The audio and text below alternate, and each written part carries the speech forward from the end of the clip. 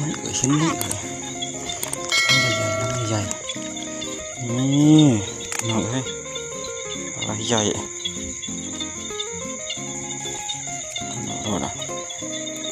จะกระไรปลาใหญ่ลูกชายก็กินแล้วบัดนี้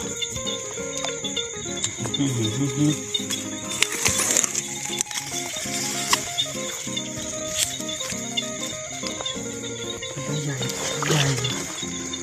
ปลาใหญ่ปลาใหญ่โน่นนะเด็กเห็นมาแล้วพี่น้องเอ้ยเช้า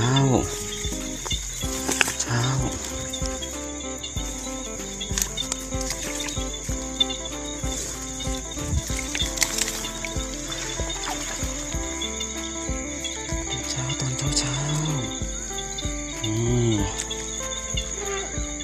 ครับโอ้น่ะ